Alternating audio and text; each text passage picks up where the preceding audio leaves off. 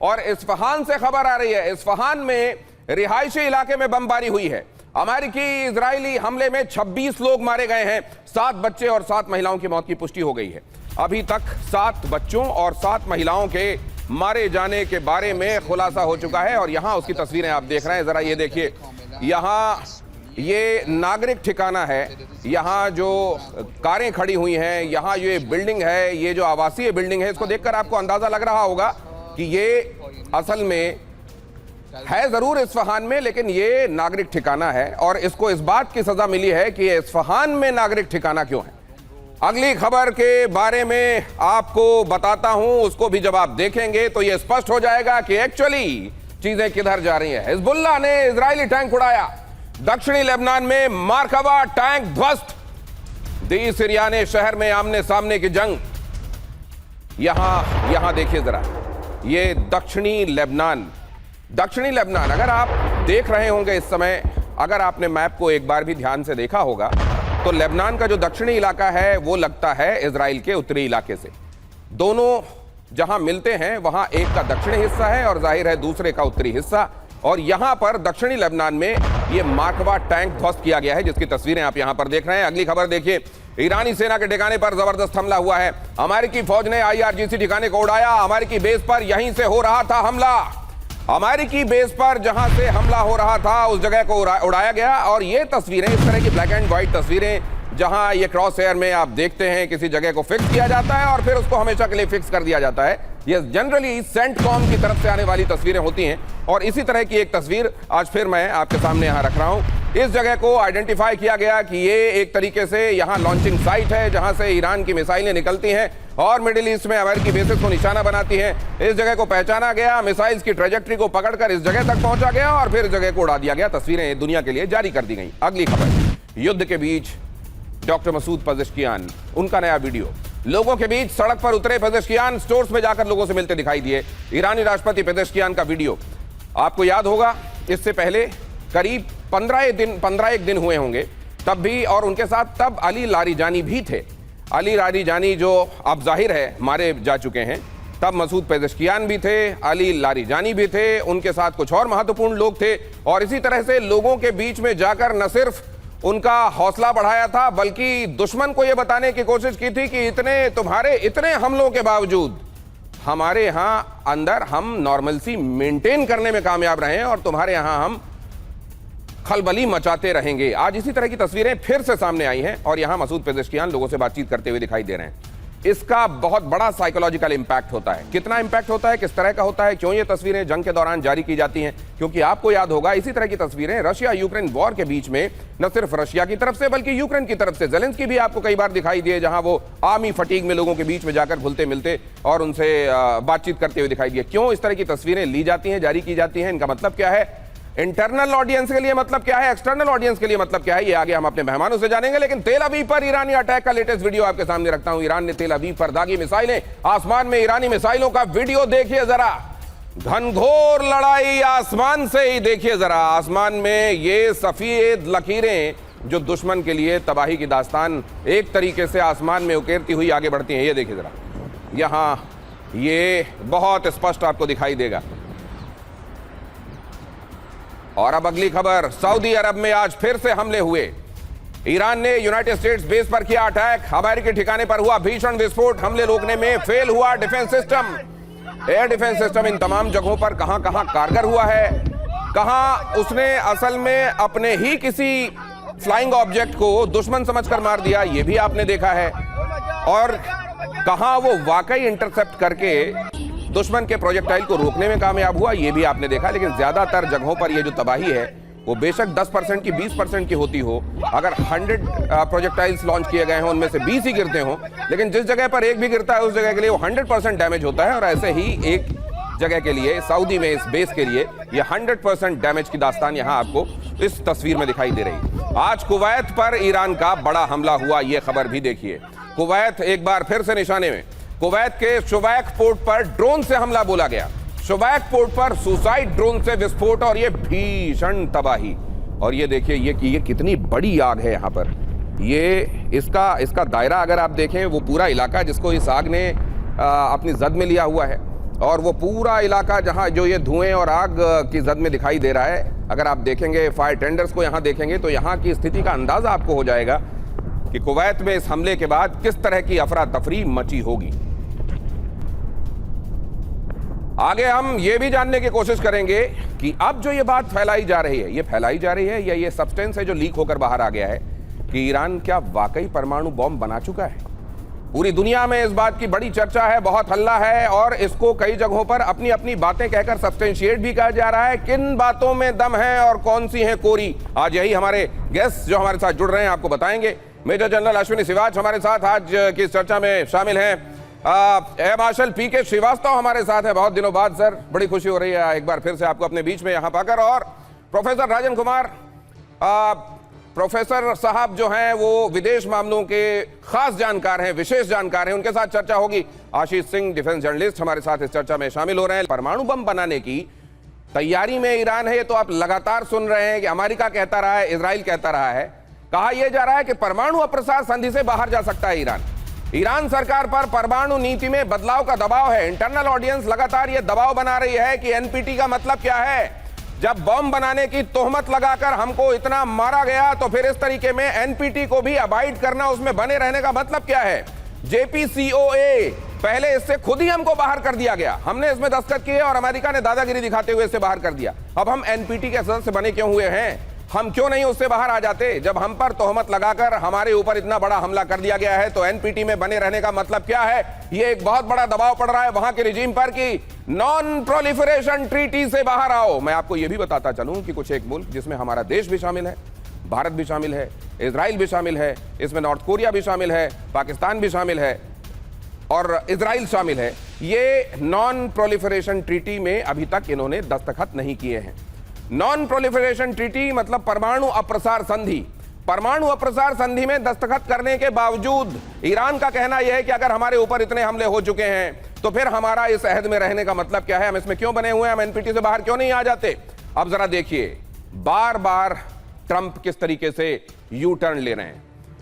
Iran ने atom bomb बना लिया, एटम बॉम्ब बना लिया, वहां तुलसी गबार्ड, CIA ये कहते रह गए कि नहीं ऐसी कोई निशानी नहीं मिल रही है, लेकिन एटम बम बना लिया गया। ईरान के अब कट्टरपंथियों का कहना यह है कि परमाणु बम अब वाकई बनाना चाहिए। जब इस बात का हमारे पर इल्जाम लगाकर हमारे ऊपर अटैक किया गया तो फिर हम इसको सच क्यों नहीं करते हैं, हमको बना देना चाहिए। तस्नीम न्यूज एजेंसी ने लेख में लिखा एनपीटी से फौरन बाहर निकले ईरान, और यह भी कहा गया कि सिर्फ नागरिक परमाणु कार्यक्रम जारी रखने चाहिए। तो फिर यह क्या विरोधाभासी बातें नहीं है?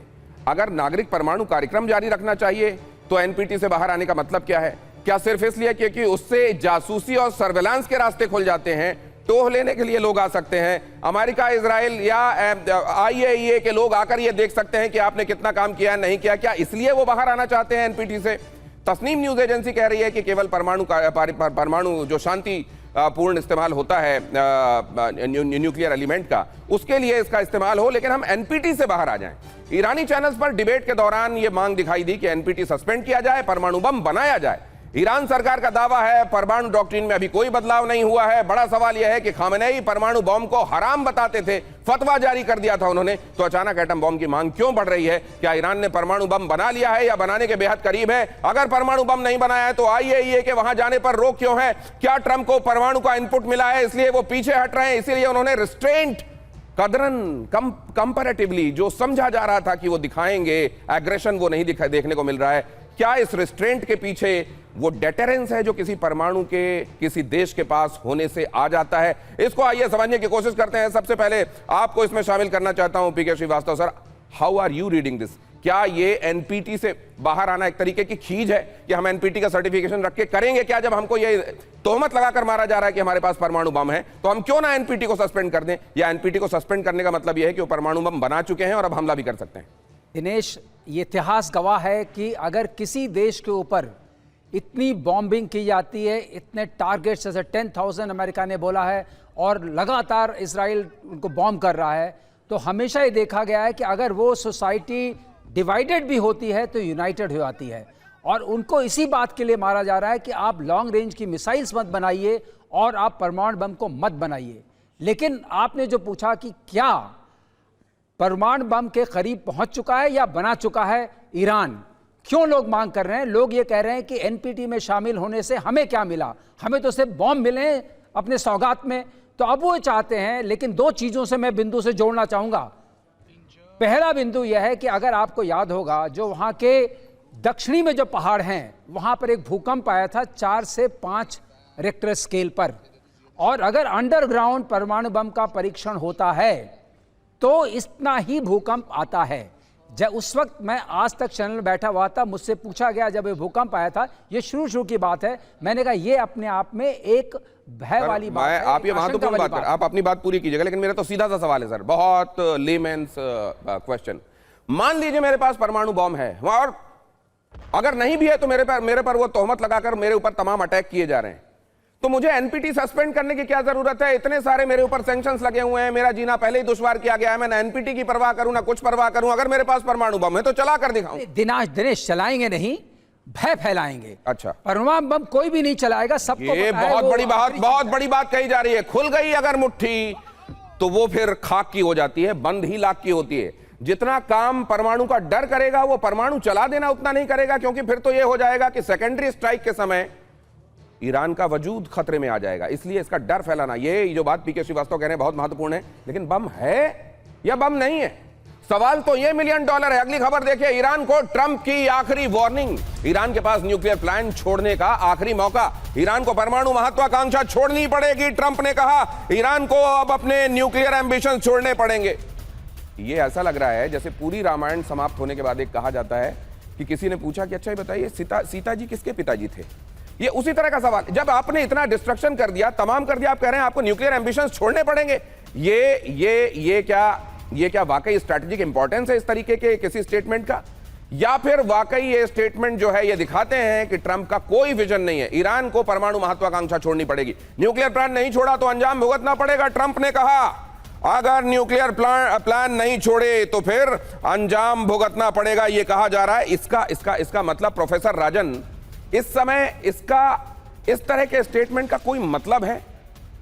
देखिए अभी इसका मतलब यह है दिनेश कि एनपीटी, आप जानते हैं एनपीटी जो है इसमें दो तरह के स्टेट होता है। न्यूक्लियर स्टेट होता है जिसमें कि वो 5 देश जिनके पास 67 में ही वेपन आ गए थे, न्यूक्लियर टेस्ट हो गया था, और बाकी जो दूसरे स्टेट जिनके पास नहीं हुए थे। अब ये एनपीटी की बात अभी इसलिए कर रहे हैं दिनेश क्योंकि उनको लगता है कि एनपीटी से डर जाएंगे, क्योंकि एनपीटी नॉन प्रोलिफरेशन, मतलब इसका प्रोलिफरेशन नहीं करेंगे। देखिए प्रोलिफरेशन ये किसको कर सकते हैं? सबसे बड़ी दिक्कत है कि प्रोलिफरेशन वहाँ पे जो नॉन स्टेट एक्टर्स हैं, यानी कि बहुत सारे मिलिटेंट और टेररिस्ट जो ऑर्गेनाइजेशन है उनको प्रोलिफरेट कर सकते हैं, उनको दे सकते हैं। यह सबसे बड़ा डर है। अमेरिकन न्यूक्लियर पॉलिसी जो एस्टैब्लिशमेंट है उसमें, चाहे इंटरनेशनल एटॉमिक एनर्जी को, सबसे बड़ा डर अगर पाकिस्तान और ईरान को लेकर यह रहता है कि कहीं ये सारे वेपन्स वहाँ के जो अलकायदा या ISIS या जो दूसरे ईरान के मिलिटेंट ग्रुप्स हैं उनके पास ना चला जाए। अगर ऐसा हो गया तो फिर वहाँ की जो भू राजनीति है वह बदल जाएगी और उनको कंट्रोल करना मुश्किल होगा। आप इनको तो, ईरान को तो बॉम्ब कर सकते हैं, लेकिन अगर नॉन स्टेट एक्टर के पास ये बॉम्ब या उनकी कैपेसिटी, एंडिसमेंट की कैपेसिटी चली जाए तो वैसे में क्या करेंगे? तो इसी कारण से एनपीटी अभी के कॉन्टेक्स्ट में इंपॉर्टेंट हो जाता है। लेकिन मैं बता दूं कि एनपीटी के बहुत सारे सदस्य नहीं है, जैसे कि इजराइल आपने बताया, पाकिस्तान इत्यादि बहुत सारे सदस्य नहीं है। वह यह मानते हैं कि यह डिस्क्रिमिनेटरी है। ऐसा क्या है राजन, एक महत्वपूर्ण खबर आ रही है, वो मैं अपने दर्शकों को बता दूं। अभी एक वीडियो आया है जिसमें ईरान जो है वो transportation centre linked to the Israeli military in Tel Aviv, drones के जरिए ये हमला किया गया है। और यहां पर ये तस्वीरें मैं आपके सामने रख रहा हूं, अगर इसको क्लोजिंग करके आप जल्दी से दिखा सकें। बहुत जल्द बड़ी स्क्रीन पर भी मैं आपको इसको डालकर दिखाऊंगा, लेकिन फिलहाल यहां पर देखिए आप।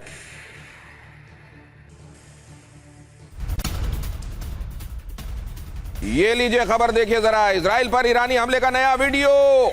ये नया वीडियो बहुत खतरनाक, ये देखिए जरा, यहाँ की आवाजें सुनिए और महसूस कीजिए इस जगह क्या चल रहा है। उसको, इस तस्वीर को बड़ा करके दिखाइए, आवाजें भी सुनाइए। जनरल सिबाच, ये तो ऐसा लगता है अंतहीन स्टॉक है ईरान के पास ड्रोन्स का और मिसाइल का। हाँ देखो, इसमें कोई शक नहीं। अगर आप देखें मिसाइल्स और रॉकेट्स का करीब उसके पास 8 से 10 हज़ार है, और ड्रोन जो 80,000 से 1 लाख के करीब है। और मुझे लगता है कि जो अमेरिका और इजराइल ने जो ईरान को अंडर एस्टिमेट किया, उन्होंने नहीं सोचा था कि ईरान इतने दिन लड़ सकता है। और सच्चाई ये है कि उन्होंने अयातुल्लाह अल खमैनी के बन जाने के बाद, टॉप लीडर, कि ईरान घुटनों पर आ जाएगा। बल्कि ईरान ने एक जो मोजाइक सिस्टम अपनाया है, मल्टी लेयर्ड सिस्टम जो है, जिससे IRGC को भी डिवाइड कर दिया 31 प्रोविंस में और सक्सेशन प्लान भी 4 हिस्सों में, मुझे लगता है कि उलटवार बहुत ही भयानक कर रहा है। और ये जो आप दिखा रहे हैं, ये जो मिसाइलें हैं, जुल्फिकार है और कासिम हैं और एक रिजवान है। ये मिसाइलें इसने पहले नहीं निकाली थी। ये मिसाइलें एक प्रकार क्लस्टर बम का इस्तेमाल करते हैं। अगर आप देखें कि इजराइल का air defence system multi layered है, जिसके अंदर आयरन डोम भी, आयरन बीम भी, डेविड स्लिंग भी, एरो सिस्टम भी, इसके बावजूद भी 15 से 20% जो मिसाइलें हैं वो टारगेट को हिट कर रहे हैं। और काफी हद तक आप देखें कि इजराइल के अंदर हाहाकार मची हुई है। वाकई सर, ये मुझे लगता है कि रिपोर्ट नहीं हो रहा है, शायद इजराइल के अंदर से अभी खबरें वो नहीं आ रही हैं, या जितना हम देख पा रहे हैं डैमेज उससे कहीं ज्यादा हो रहा है। अगर ये दोनों तस्वीरें आप देखें, माकवा टैंक वो जिस तरीके से डिस्ट्रॉय किया गया है दक्षिणी लेबनान में, वो भी रखिए सामने, और ये तस्वीर भी रखिए।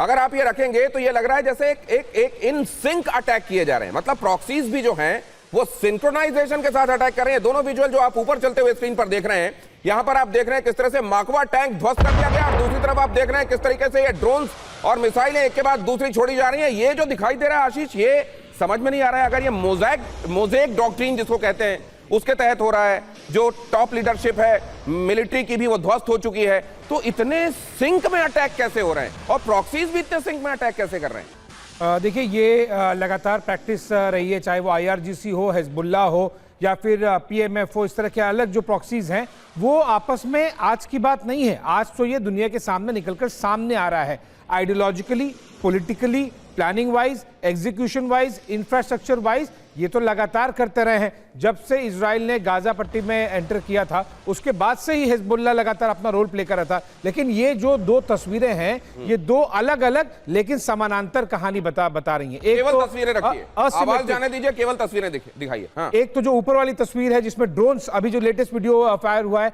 इसमें ड्रोन्स, यानी कि पहले केवल ड्रोन्स दिखाइए वाले एग्जैक्टली असिमेट्रिक वॉरफेयर में किस तरह से ईरान ने, IRGC और हिजबुल्लाह बाकियों ने अपनी ये महारत हासिल की है, और कैसे वो जिसे कहते हैं ना कि नकरुन चना चबा देना, वो एग्जैक्टली वही काम कर रहा है ईरान और हिजबुल्लाह। और दूसरा टैंक वाला वीडियो आइए, देखिए ये जो मरकावा टैंक है, ये गाइडेड मिसाइल के अलावा ये ऐसे कोई ड्रोन उनसे फेंक कर नहीं इस तरह से डिस्ट्रॉय किया जा सकता था। मरकावा टैंक क्लियरली एक गाइडेड वेपन के साथ में ही टारगेट किया जा सकता था, और ये मोबाइल था टैंक, कोई खेत में बैठा हुआ या पार्क नहीं था, ये मोबाइल टैंक था, वो रास्ते पर मूव कर रहा था और उसे गाइडेड मिसाइल के जरिए इस टैंक को ध्वस्त किया गया। यानी कि कैपेबिलिटी आप देखिए, असिमेट्रिक सस्ते वाले वॉरफेयर किस तरह से किए जाए और किस तरह से गाइडेड वेपन्स का भी इस्तेमाल किया जाए, ये दोनों लगातार IRGC और हिजबुल्लाह कोऑर्डिनेटेड तरीके से, और यही दोनों तस्वीरें, ये दो अलग अलग लेकिन समानांतर कहानी बयां करती हैं। जंग में परमाणु के इस्तेमाल का खतरा, बहरीन में एटमी तबाही से बचाव की तैयारी। बहरीन में एटमी तबाही से बचाव के लिए लोगों को कॉशन किया जाने लगा, अलर्ट किया जाने लगा। क्या वाकई अब मिडिल ईस्टर्न कंट्रीज कोई बहुत बड़ी तबाही को सूंघ रही हैं?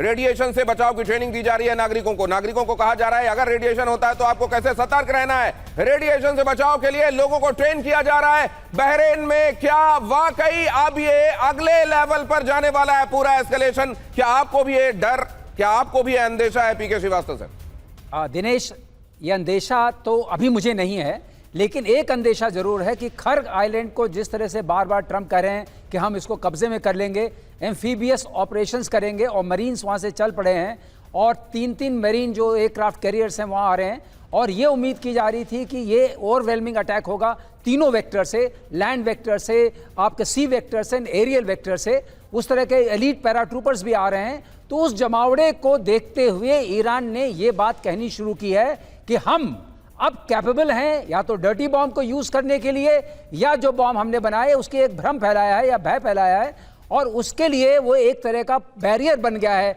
कि अगर इस तरह का हमला करेंगे तो आप किसी भी उसके लिए तैयार रहिए। एक बात और है, खर्ग आइलैंड पे जो स्टोरेज कैपेसिटी है वो करीब 31 मिलियन बैरल्स की है। तो अगर वहां पर हमला किया गया और बहुत घातक हमला एरियल करना पड़ेगा तो इतनी आग फैलेगी, इतने दिनों तक फैलेगी, पर्शियन गल्फ में जो पॉल्यूशन होगा उसको कंटेन और कंट्रोल करना मुश्किल होगा। शायद यही बात सिचुएशन रूम में हो रही होगी वॉशिंगटन के हमला करना है कि नहीं करना है, करना है या नहीं करना है। खर्ग को लेकर असल में ये दोधारी तलवार है। खर्ग अगर आप हाथ में लेते हैं तो एक तरीके से ईरान की जान आपकी मुट्ठी में आ जाती है, लेकिन फिर वहीं दूसरा डेंजर यह है कि अगर वो आग झुलसी तो आपका हाथ भी झुलस जाएगा, और यह बात भी अमेरिका समझ रहा है कि फिर खर्ग आइलैंड में लगने वाली आग बहुत आसानी से काबू में नहीं आने वाली। अब ये नॉन प्रोलिफरेशन ट्रीटी से बाहर आ जाओ वाली बात जो ईरान में कही जा रही है, इसके निहितार्थ एक बार फिर से समझते हैं, लेकिन उसके लिए पहले यह समझना पड़ेगा कि ये परमाणु अप्रसार संधि क्या है। बहुत नक्शल में आपको बताता हूं, यह परमाणु अप्रसार संधि 1970 की एक संधि है जो गैर परमाणु देशों को बॉम्ब बनाने से रोकती है। मतलब जिनके पास अभी तक परमाणु बम नहीं है वो परमाणु बम नहीं बनाए।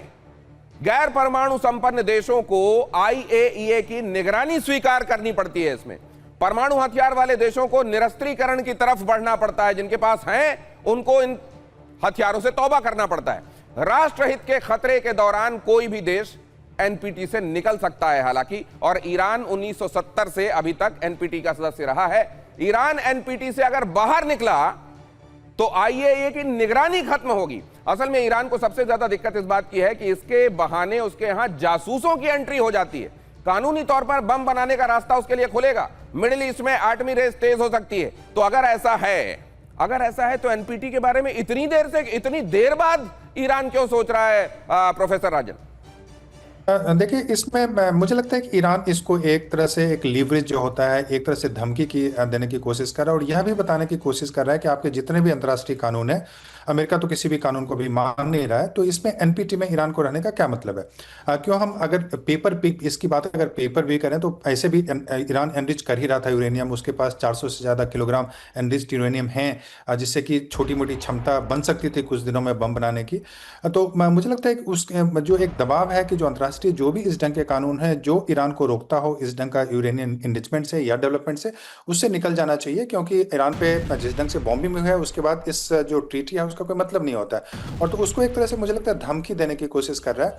और NPT का अभी या पहले भी बताऊं, JCPOA की बात आप कर ही रहे थे कुछ देर पहले, तो उस ईरान के लिए कोई भी मतलब नहीं है, क्योंकि इजराइल भी तो NPT का मेंबर नहीं है। बहुत सारे दूसरे देश हैं जो कि NPT के मेंबर, लेकिन उस पर तो इस ढंग के हमले या इस ढंग का दबाव नहीं बनाया जाता है। पाकिस्तान पे नहीं बनाया जाता है। तो ईरान पे इस ढंग का जो दबाव बनाया जा रहा था पहले भी ओबामा एडमिनिस्ट्रेशन में और बाद में ट्रंप के द्वारा, तो इसका मतलब था कि ईरान के लिए वो लोग काफी सतर्क हैं। ईरान की सत्ता उनको पसंद नहीं है, तो ईरान को पहले भी वो कंट्रोल करने की कोशिश कर रहे थे और अभी तो बॉम्ब करने की कोशिश कर रहे थे। तो ईरान का एक पेपर के तरीके से जो रिएक्शन है कि कानून का हम नहीं मानेंगे अब, तो मुझे लगता है वही करने की कोशिश कर रहा है। तो ये दुनिया को एक साइकोलॉजिकल, खासतौर से अमेरिका को साइकोलॉजिकल प्रेशर में, इजराइल को साइकोलॉजिकल प्रेशर में लेने की कोशिश है। लेकिन इस बीच IRGC अगर ये माइंड गेम खेल रहा है, IRGC के चीफ अहमद वाहिदी की मौत हो गई है। ये खबर देखिए, आपको फिर एक महत्वपूर्ण इंफॉर्मेशन आपके साथ शेयर करता हूं। अहमद वाहिदी की मौत हो गई है। इजराइल और अमेरिका के हमलों में IRGC के चीफ अहमद वाहिदी की मौत। अहमद वाहिदी की मौत से क्या IRGC को झटका लगेगा, या हम लगातार ये देख रहे हैं 28 तारीख से जब ये जंग शुरू हुई फरवरी में कि अभी तक एक को रिप्लेस करने के लिए दूसरा तैयार है। तो क्या अहमद वाहिदी के ऊपर ये स्टैंप बेशक लगा दी गई हो एलिमिनेटेड वाली, लेकिन वो काम जो अहमद वाहिदी कर रहे थे क्या वो आगे भी आबाद चलता रहेगा, या इससे कोई विघ्न आएगा उस काम में जो अभी तक IRGC करता रहा है? ये भी एक महत्वपूर्ण सवाल है। US इजराइल हमलों में मारे गए वाहिदी जनरल सिवाच असर पड़ेगा, या मोज़ेक डॉक्ट्रिन अंतहीन काम करती रहेगी? देखो, सच्चाई है दिनेश, जो मोज़ेक डॉक्ट्रिन बनाई हुई है वो बहुत ज़्यादा काबिल हुई है इस लड़ाई के अंदर। उसके अंदर मल्टी लेयर्ड जो सक्सेशन प्लान बनाई गई है, एक कमांडर मर जाता है तो फिर दूसरा कमांडर आ जाता है, और दूसरा ये इन्होंने मोज़ेक डिफेंस के कारण जो 31 प्रोविंस में बांट दिया IRGC को, वो डिसेंट्रलाइज है। मुझे लगता नहीं कि इसका कोई खास असर पड़ेगा, क्योंकि आप अयातुल्ला अल खमैनी के मरने के बाद सबने सोचा था शायद कोई ना कोई असर पड़ेगा ईरान में, कोई असर नहीं पड़ा। उसके बाद आप लारिजानी मारा गया, उनका जो नेवल चीफ पहले मारा, डिफेंस मिनिस्टर मारा गया। मुझे लगता नहीं कि कोई फर्क पड़ने वाला। जो बात आती है दिनेश की न्यूक्लियर हथियार बनाने की, सर मुझे तो एक चीज लगता है, माफ कीजिए आपको बीच में रोककर यह सवाल पूछ रहा हूं, कि स्ट्रैटेजी बनाने के हिसाब से, एसिमेट्रिक वॉर लड़ने के हिसाब से, गोरिल्ला प्लानिंग के हिसाब से मुझको लगता है कि कोई मैच ही नहीं है ईरान का इस समय जो उनकी स्ट्रैटेजी दिखाई दे रही है। क्या यह बात आपको भी लगती है आशीष? बिल्कुल, और ये पहले दिन से दिखाई दी है।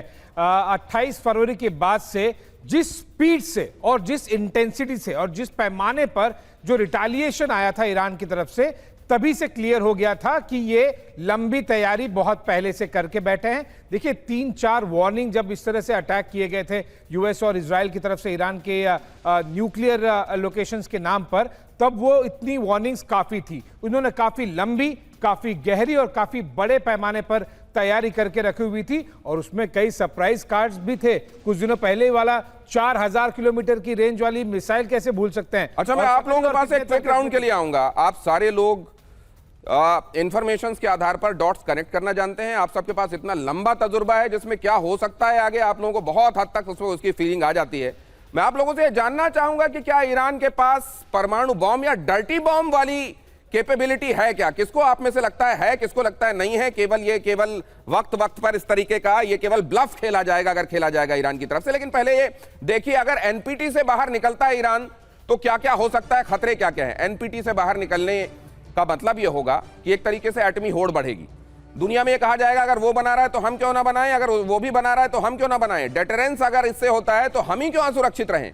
सऊदी अरब क्राउन प्रिंस ने कहा था ईरान ने एटम बॉम्ब बनाया तो हम भी पीछे नहीं रहेंगे, हम भी बॉम्ब बनाएंगे। तुर्की एर्दोआन ने सवाल उठाया था कि कुछ देशों का परमाणु का अधिकार क्यों और कुछ देशों के पास क्यों नहीं। अगर ये डेटरेंस, अगर दुनिया में जिन देशों के पास ये है वो ये कहते हैं कि इससे डेटरेंस होता है, इससे शांति स्थापित होती है, तो शांति का ठेका उनके पास ही क्यों, बाकी उससे क्यों दूर रहे। और उनका क्या, जो नॉर्थ कोरिया जैसे हैं जो किसी से ना इजाजत मांगते हैं ना किसी से पूछते हैं, बनाकर बैठ जाते हैं, तो फिर हम क्यों ना बनाए। अब यहां मिस्र देखिए न्यूक्लियर पावर प्लांट बना रहा है, लेकिन सऊदी और ईरान ने बम बनाया, तो फिर मिस्र भी बम बना सकता है। एक तरीके की होड़ हो सकती है इससे, ये परमाणु होड़ शुरू हो सकती है। लेकिन एक क्विक राउंड आप सबके पास आ रहा हूं, आप सबसे ये जानने के लिए, क्या परमाणु बॉम्ब या डर्टी बॉम्ब कम से कम ये ईरान के पास मौजूद हो सकता है क्या? आपसे शुरू करता हूं श्रीवास्तव सर। डर्टी बॉम्ब की जो पॉसिबिलिटी की आप बात कर रहे हैं वो जरूर हो सकता है, क्योंकि अगर सिर्फ न्यूक्लियर एनर्जी के लिए प्रोग्राम चलता तो आपको एनरिचमेंट जो है 3 से 5% से ऊपर नहीं चाहिए। ठीक है, तो आप कह रहे हैं कम से कम डर्टी बॉम्ब तो है। आप क्या कहते हैं जनरल सिवाज? देखो मेरे को लगता है कि बिल्कुल डर्टी बम बना सकता है, क्योंकि उसके पास जो आपको भी डर्टी बॉम्ब ही लग रहा है, फुल फ्लेजेड न्यूक्लियर नहीं लग रहा है? मैं वही बता रहा हूं, मैं ये कह रहा हूं कि उन्होंने 60% से ज्यादा एनरिच यूरेनियम कर लिया है। अगर 2 से 3 वीक्स के अंदर वो एक एटम बम बना सकते हैं और डर्टी बम बनाने में उसको कोई टाइम नहीं लगेगा। और ये सच्चाई है कि ईरान के पास ये अभी नहीं, आपको लगता है अभी दावे से आप नहीं कह सकते कि है कि नहीं है? बिल्कुल नहीं कह सकते। अच्छा ठीक है, आशीष आपको क्या लगता है? चांसेस हैं, चांसेस हैं, लेकिन दावे से नहीं कह सकते। आशीष आपके पास? देखिए दिनेश, डर्टी बॉम्ब तो शॉट है जिसके लिए 60% एनरिचमेंट की जरूरत होती है, U-235 यूरेनियम, और जस्ट 90% वेपन ग्रेड के लिए मुझे भी बहुत हाई चांस लगते हैं कि ईरान के पास में वेपन ग्रेड वाला एनरिचमेंट 90% के ऊपर वाला एग्जिस्ट करता है। वो दुनिया को बता नहीं रहे हैं, एग्जैक्टली जैसे कि इजराइल को लेकर कयास लगाए जाते हैं कि है उनके पास, लेकिन बता नहीं रहे। प्रोफेसर राजन, क्योंकि बहुत सारे लोग ये कह रहे हैं कि भाई फिर सीआईए क्यों नहीं कह देता, फिर तुलसी गबार्ड क्यों कह रही थी कि नहीं है इनके पास, आप क्यों जबरदस्ती उनके ऊपर अटैक कर रहे हैं? देखिए इनके पास कैपेसिटी है, बॉम्ब नहीं है, डर्टी बॉम्ब भी नहीं है, ये सच है। मेरा यही मानना है। ये आप बहुत बड़ी बात कह रहे हैं, लेकिन इसमें अगर मैं देखूं तो ये 3:1 है। अभी यहां 3 कुल अगर हमारे 4 एक्सपर्ट्स का पैनल है तो उसमें से 3 लोगों को यह लग रहा है कि डर्टी बॉम्ब तो कम से कम है। लेकिन प्रोफेसर राजन का कहना यह है कि कैपेबिलिटी है, बना सकते हैं, लेकिन है नहीं। अगर कैपेबिलिटी है सर तो और किस बात का इंतजार करेंगे? ये मुझको लगता है कि बहुत स्पीड अप कर दिया होगा इन्होंने पिछले 1 महीने में, अगर उनके वैज्ञानिक इस दिशा में लगे हुए होंगे। मैं आपके पास आता हूं। ईरान के ऊर्जा संयंत्रों पर हमले का संकट टला, ट्रंप ने ईरान के ऊर्जा ठिकानों पर हमले 10 दिन और रोके। ऊर्जा ठिकानों पर हमले 10 दिन और रोके गए। ट्रंप ये कह रहे हैं कि फिलहाल एनर्जी इंस्टॉलेशंस को निशाना नहीं बनाया जाएगा और 10 दिन के लिए ट्रंप ने इन हमलों को और रोका। क्या ये अचानक ट्रंप उदार हो गए हैं? क्या अचानक ट्रंप को कुछ चीजें ऐसी दिखाई देने लगी हैं जिसको हम एनलाइटनमेंट की कैटेगरी में ला सकते हैं? ये क्या यूरेका मोमेंट है क्या ट्रंप की जिंदगी में, या असल में ट्रंप एक बहुत बारीक चाल खेल रहे हैं और उस चाल को पकड़ना पड़ेगा? क्विकली एक राउंड आशीष आपसे। देखिए पिछले कुछ दिनों में हमने इसी शो में किस तरह से डिकोड करके दर्शकों को बताया है कि उनकी कथनी और करनी में बहुत फर्क रहा है। वो केवल टाइम बाय कर रहे हैं, अगले ऑपरेशन के फेज की वो तैयारी कर रहे हैं, क्योंकि उन्हें ऑनरेबल एग्जिट इस मोड पे तो नहीं मिलने वाली है। तो ये देख लीजिए जरा, 10 दिन के लिए और बढ़ाया गया ड्यूरेशन। ट्रंप ने 6 अप्रैल तक हमले में रोक लगाई। 6 अप्रैल रात 8 बजे तक हमले पर रोक लगाई गई। कहा ईरान के कहने पर 6 अप्रैल तक हमने डेडलाइन बढ़ाई है, ईरान से बातचीत तक हमला नहीं होगा। ट्रंप ने कहा। अच्छा ये भी कमाल है ईरान कह रहा है हमसे कोई बात ही नहीं हो रही, ये किससे बात कर रहे हैं, ये अपने आप से बात कर रहे हैं क्या? और इधर ट्रंप कह रहे हैं कि हम फिर से बात करेंगे और जब तक बात नहीं हो जाती है तब तक हम इसको रोके रखेंगे। ये ट्रंप मुझे लगता है कि जिन्होंने ट्रंप पर कभी कोई रिसर्च की होगी, किताब लिखी होगी, वो फिर से कुछ नए पन्ने जोड़ेंगे, इसमें कहेंगे हमको अभी तक तो पूरे समझ में आए नहीं थे। लेकिन ये क्या वाकई तब तक नहीं होगा, या ट्रंप जिस बात के लिए जाने जाते हैं कि अक्सर वो एक इस तरह की मियाद देते हैं और उससे पहले पहले हमला बोल दिया जाता है। जनरल सिवाच, ऐसी तो नहीं हो जाएगा इस बार भी? बिल्कुल हो सकता है, यही है ट्रंप का कहने और करने में फर्क है। ट्रंप जो कहते हैं कि बातचीत हो रही है और बातचीत के दौरान ही वो हमला कर देते हैं, मगर अब इसमें कर क्या सकते हैं? देखो, मुझे लगता है कि ये जो प्लान बना रहे हैं, जिस प्रकार से यूएसएस ट्रिपोली, यूएसएस बॉक्सर 10,000 के करीब उसके पैराट्रूपर और करीब 2,000 के करीब उसके मरीन जा रहे हैं, तो मुझे लगता है कि उनकी स्ट्रेटजी हो सकती है खर्ग आइलैंड को लेने की। मगर ये अगर लेते हैं तो बहुत ज्यादा नुकसान करना पड़ेगा। क्या अमेरिका बॉडी बैग लेने के लिए तैयार है? क्योंकि ये खर्ग आइलैंड 25 किलोमीटर ही है मेनलैंड ईरान से। उनके आर्टिफायर में आएगा, मिसाइल रॉकेट में आएगा, क्या वहां पर सरवाइव करना आसान है? तो मुझे लगता नहीं कि ये ऑपरेशन सक्सेसफुल होगा। मगर ये मुझे ऐसा लग रहा है जिस प्रकार से तैयारी कर रहा है अमेरिका, कहीं ना कहीं उसकी तरफ बढ़ रहा है। ठीक है, किस बात का डर है? क्यों बार बार ट्रंप यू टर्न लेते दिखाई देते हैं? ये उनकी स्ट्रैटेजी है, क्योंकि हमने हमेशा देखा है, ये रशिया यूक्रेन वाले मामले में भी देखा है, ये तमाम सैंक्शंस वाले मामले में भी देखा है हमने, यू टर्न उनकी फितरत में है। लेकिन ईरान वाले मामले में यू टर्न जो है वो किसी दहशत की वजह से है या उनका स्वभाव है, इस वजह से वो ले रहे हैं? ट्रंप की नई डेडलाइन 10 दिन के लिए आई है। ईरान के परमाणु कार्यक्रम से डर है क्या?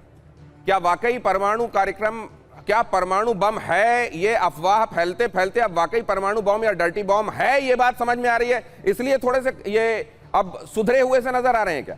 एनर्जी ठिकानों पर हमले का खतरा, अंतहीन युद्ध में असल में लागत बढ़ जाएगी और अमेरिका इसको झेलने के लिए तैयार नहीं है। फॉरएवर वॉर नहीं चाहते, कई बार कह चुके हैं ट्रंप। समुद्री घेराबंदी कमजोर दिखाई दे रही है। ग्राउंड ऑपरेशंस आने वाले दिनों में सब एक्सपर्ट्स कह रहे हैं कि अगर जाएंगे ग्राउंड में तो बॉडी बैग्स के लिए तैयार रहें। इतने शव जाएंगे कि ट्रंप का लोग गिरेबान पकड़ने के लिए दौड़ जाएंगे कि आपने इतने सारे अमेरिकियों को क्यों मर जाने दिया, क्यों जानबूझकर मर जाने दिया। और कहा जाता है अमेरिका में इसको एक भी बॉडी, वहां हर एक जान पर बहुत बड़ा प्रीमियम है। सवाल बहुत बड़े खड़े होते हैं। तो ट्रंप को कौन सी वो वजह है जो कंपेल कर रही है इस समय? कौन सा सबसे बड़ा फैक्टर है पीके श्रीवास्तव सर? देखिए, ट्रंप को सिचुएशन रूम में जो दो तरह की ओपिनियन मिलती है, उन दोनों को समय लेने के लिए वो इस तरह की बातें करते हैं। इसलिए किसी भी चीज़ का उनकी कथनी और करनी में सामंजस्य नहीं होता है। ट्रंप ये भी समझ रहे हैं कि हमारे जो उनकी डोमेस्टिक ऑडियंस है और मिड टर्म पोल्स भी करीब हैं, उसमें उनकी अप्रूवल रेटिंग गिर रही है। और उनके अपने जो कैबिनेट मिनिस्टर्स हैं, चाहे तुलसी गाबर्ड हों जो चीफ ऑफ इंटेलिजेंस हैं, चाहे काउंटर इंटेलिजेंस के चीफ हों जो चले गए छोड़ करके, वो ये कहते हैं कि ये वॉर अमेरिका को फर्स्ट बनाने के लिए ज़रूरी नहीं थी। तो अमेरिकन को समझ में नहीं आ रहा है कि लड़ाई हम क्यों लड़ रहे हैं, हमारे बॉडी बैग्स क्यों आने चाहिए। और एक बात और है, अगर स्ट्रेट ऑफ हॉर्मुज से निकलना ही पड़ेगा, जो 31 माइल्स का वो नैरो स्ट्रेट है, और उसमें सिर्फ कुछ जगह ऐसी जहां से निकल सकते हैं, और पहाड़ों का वहां सहारा है, मिसाइल्स के रिजर्व में आएंगे। तो उनको पता है कि अगर हम मेरीन से, कमांडो से और एयर ट्रूपर से हमला करते हैं खर्ग आइलैंड पे, उसको लेने के लिए जो उसकी बहुत पूंजी है ईरान की, तो बहुत उनको क्षति होगी, क्षति बहुत बड़ी होगी। अब जरा ये देखिए सर, चल रहा है। एक और चीज मैं आपके सामने रखना चाहता हूं। तेजी से खत्म हो रहा है अमेरिका का मिसाइल स्टॉक, और ये बात अब ये सामने आने लगी है। थार्ड और पेट्रियट इंटरसेप्टर्स भी तेजी से खर्च हो रहे हैं और बहुत महंगे होते हैं। ये थार्ड बहुत महंगा पड़ता है, एक इंटरसेप्शन बहुत महंगा पड़ता है। इसी तरीके से पेट्रियट बहुत महंगा है। कुछ मिसाइलों का स्टॉक अप्रैल तक खत्म हो सकता है, यह बात भी सामने आ रही है। लंबी जंग में संकट गहराने की आशंका। तो बीच बीच में जैसे जैसे मुझको लगता है इनके रिजर्व्स डिप्लीट होंगे, वैसे वैसे अचानक किसी तरीके से सदा सहता और उदारता भी ट्रंप की हम देखें, नहीं अभी 3 दिन 4 दिन हम कुछ नहीं करेंगे। जब तक फिर उनका रिप्लेनिश नहीं होता रहेगा, मुझे लगता है ये दोबारा होता रहेगा। प्रोफेसर राजन, ऐसा ही होगा या कुछ और लग रहा है आपको? नहीं, बिल्कुल। देखिए, ये ट्रंप वहां से अभी नहीं निकल के जा सकते। अगर वहां से निकल के अमेरिका गया तो अमेरिका और उसके जो मित्र राष्ट्र हैं वहां पे, उनकी स्थिति खराब हो जाएगी। ईरान का दबदबा बढ़ जाएगा। ईरान अभी ऑलरेडी क्लेम कर रहा है कि ईरान जीत की ओर है, और ईरान को ये बात पता भी है। तो वैसे में मुझे लगता है कि उनका अमेरिका अभी नहीं जाना चाहता। और जैसा कि हमारे सिवाज साहब और दूसरे जो यहाँ पे पैनलिस्ट हैं उन्होंने बताया कि देखिए, ट्रंप को दिखाना पड़ेगा कि आखिर वो क्यों गए थे। उस दिखाने के लिए उनको कुछ तो करना पड़ेगा कि चाहे वो अभी बोल रहे थे ईरान ने प्राइज भेजा है 10 टैंकर के माध्यम से। उसके बाद आगे बताएंगे वो खर्ग आइलैंड के कुछ हिस्से को कम से कम कैप्चर कर लिया है या इस ढंग का डील किया है जिससे कि वो अमेरिका को बता पाए कि $17 बिलियन जितना खर्च हुआ है उससे ज्यादा वो वापस ला रहे हैं। तो मुझे लगता है वही कैप्चर करने का प्लान है, शायद कोई गैस फिल करने का कैप्चर करने का प्लान है, तभी वो दिखा पाएंगे, नहीं तो उनकी काफी बेइज्जती होगी। ओके, और हथियारों को लेकर अमेरिका से एक बड़ी खबर आई है। अमेरिकी हथियारों के स्टॉक कम होने के संकेत मिल रहे हैं। सिर्फ मिसाइल्स के बारे में नहीं, इंटरसेप्टर्स के बारे में नहीं, यूक्रेन से मिडिल ईस्ट शिफ्ट होंगे अमेरिकी हथियार। अब जो यूक्रेन को दिया हुआ था वो कह रहे हैं वापस दो, हमको जरूरत पड़ गई है, चलो बहुत दिनों तक तुम्हारी सुरक्षा करवा लिया हमारे हथियारों से, अब कह रहा है हमारे जो दिया था वो वापस करो। अब ये देखिए, युद्ध के 28वें दिन आईआरजीसी का बड़ा दावा, नेतन्याहू सिर्फ 2 हफ्ते और लड़ेंगे। आईआरजीसी ने कहा इससे ज्यादा नहीं लड़ सकते, सिर्फ 2 हफ्ते ही युद्ध लड़ने की क्षमता बची है, आईआरजीसी ने कहा। और अगली खबर देखिए, ईरान युद्ध में बड़ा टर्निंग पॉइंट आया, इजरायली सेना के प्रमुख ने दी चेतावनी। एल जमीर ने कहा कई मोर्चों पर सैन्य ऑपरेशन से परेशानी बिगड़ सकती है सुरक्षा व्यवस्था। जमीर ने कहा, सुरक्षा कैबिनेट की बैठक में जमीर ने यह जानकारी दी। अगली खबर भी देखिए, यूएई के होटलों में अमेरिकी बेस नष्ट होने के बाद होटल बना ठिकाना, होटल्स को निशाना बनाने की ईरान की वार्निंग। अमेरिकी सैनिकों के ठिकाने ईरान के टारगेट पर आईआरजीसी ने कहा सिविल इलाकों तक जंग के पहुंचने का खतरा।